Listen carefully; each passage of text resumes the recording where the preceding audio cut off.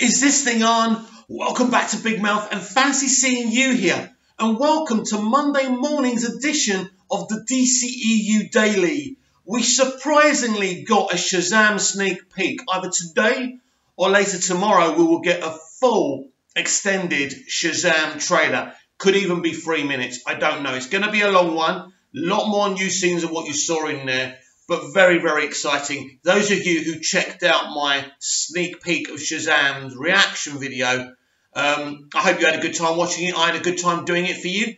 I love DC. I love the DCEU. It's just such an exciting time. But if that wasn't enough, but hold up. A couple of moments I didn't talk about in my reaction. The clip in The Estate Agents is hilarious.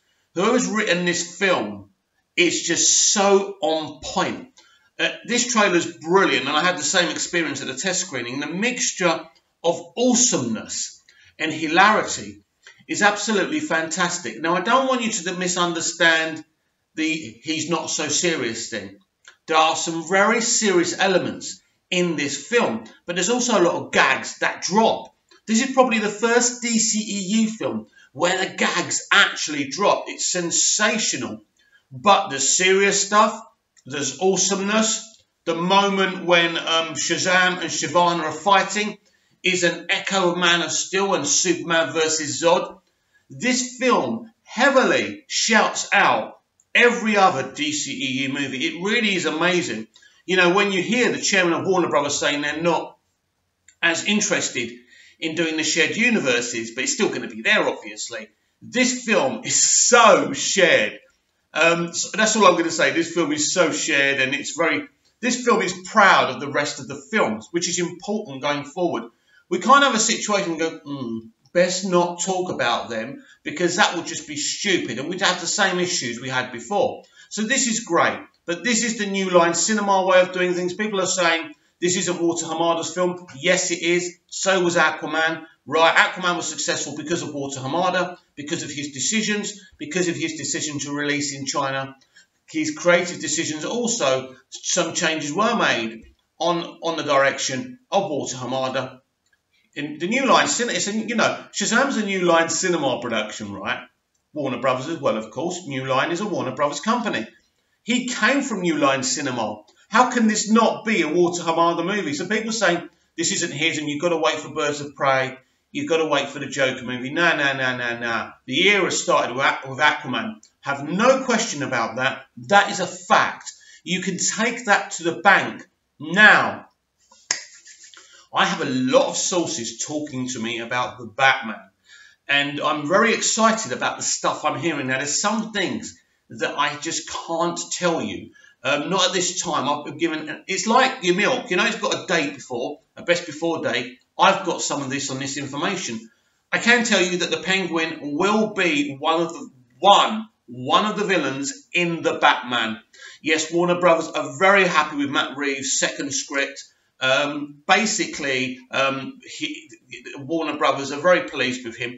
And also, Warner Brothers and Matt Reeves would like the fans to know, I have this under good authority, that it's not just Matt Reeves' kind of perfectionist status that has delayed this film. A lot of situations were because of Ben Affleck. Ben Affleck got ill because of his alcoholism. So things, and it's not just the past 6 months I'm talking about when he had to go to a centre, he had to go to a clinic to get better. It's been an issue for a while. So that's been one of the issues. Now, Ben is, I hear Ben is doing very well. He's posted on Twitter yesterday. Nothing to do with the DCEU, by the way. I think someone had died and he wanted to kind of give his respect, pay his respects. So that's great. I am told that Ben Affleck will have some involvement in the Batman. So rest assured, he will be involved. Well, that's what I'm told anyway. This information, as I always say, pinch of salt. But I'm very confident about this, that the rumour that he's having backflashes to when he's younger and they're going to cast a younger actor, I think are true. Because Matt Reeves, like James Wan and David F. Sandberg, do come out and say this isn't true and that's not true on Twitter. It's so important that every DCU director and creative, even actors, are on Twitter. Look at Zachary Levi. I just watched 5 minutes of him on Instagram talking about American football. I knew nothing about American football. Now I do. He's great. He should get into English soccer, actually. Then we could really talk. So, really important. So, I do think, from what I'm being told, that the actual rumours about this situation with Ben being there, then there being flashbacks. So, I don't know how much... I mean, he's probably going to be in half the movie. So, he wouldn't... You know, he's not going to get the screen time he would normally get if there was no flashbacks. But obviously, this is being done for a reason. Maybe they're trying to groom a younger Batman. Look, I don't know what they're going to do with Ben. I think if this film makes money, then Ben will carry on. It's an interesting situation, what happens going forward. Now, I know that Matt is interested in a Batman trilogy. So, but the noises I'm hearing about this film, the Penguin, you know, a younger Batman in flashbacks, this is great stuff. And if you were here for my Superman story update yesterday, you know I've doing a similar thing with my Superman story where he's this Highlander character and he's been around for thousands of years and he has backflashes. As I said, for me personally, maybe not for you and everyone else, it's a big change within the character, but within the Superman structure and story, it's very believable that the guy's been around for... The guy's immortal, right? Keep him away from kryptonite and he's immortal, right? Our magic. and the guy's immortal. So it's very possible that he could have been alive for thousands of years. And there are problems with doing something like that. But anyway, we're not here to talk about my Superman story. I'm not here to plug myself, you know. Well, maybe sometimes. It is my channel after all. But yes, so lots of things being fed to me about the Batman, and they're all positive things. You will not hear anything negative anymore. And, you know, the only negatives coming sometimes are from my fellow DCEU fans. Very disappointing. Still seeing Henry Cavill's upper lip. Stop it. It's gone. It's finished. Fight for the Snyder Cut in a positive way. Appeal. Appeal to Warner Brothers. I did a video yesterday. The Warner Brothers chairman's statement about going back to focusing on each movie, focusing on directors' visions, is a good thing. This is a good thing for Zack Snyder and the Snyder Cut. I said that in my video yesterday. So everyone, please fight for the Snyder Cut in a positive way. I'm not your captain. I'm not your leader. I'm not trying to boss you about. Please don't take it the wrong way. I'm just trying to advise you that keep on doing that. Reminding a multi-trillion-dollar company of their biggest mistake isn't the wisest move. They know. They know. That's why they said they're not going to follow so much the shared universe mantle. Because they know they have to, you know, the reason they got themselves in the Justice League mess was thinking they could cheat their way to the Marvel structure. The Marvel structure is a one-off. And the more you look at the Marvel structure, you see it's very, very generic. It's actually very, very lazy. And it isn't really that clever, but it works. Somehow it's worked for them. I still think it's worked. It's a happy accident. The first Avengers movie was loved, and it was a good movie. But Iron Man 3 wasn't a good movie. There's a few movies after that. 4-2 wasn't a good movie. There's quite a few elephants in those lemons, you know. So it's interesting how successful that franchise has been. I was thinking when I was looking at the domestic box office for Black Panther, you know, 700 million. It's ridiculous how a generic, ordinary film like that did so well. But there's nothing we can do about it. It did. It was a passable film. It was okay. But if you're not excited about the DCEU and its future right now, you should go and watch Captain Marvel, Brie Larson running around in that ridiculous wig, because we have got so many, you know, pieces of gossip coming. We've got so much news breaking. My one wish, of course, is for a Man of Steel 2, a Superman film. Please don't retire the character. Please, Warner Brothers, don't rest the character. He doesn't need a rest. He's had a long rest since Justice League. So, my question also to you is, where is Superman? During Aquaman, during Shazam, where is he? Has he vanished?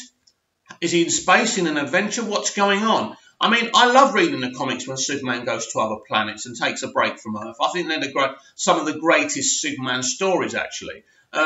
So it could be that Superman's not around anymore.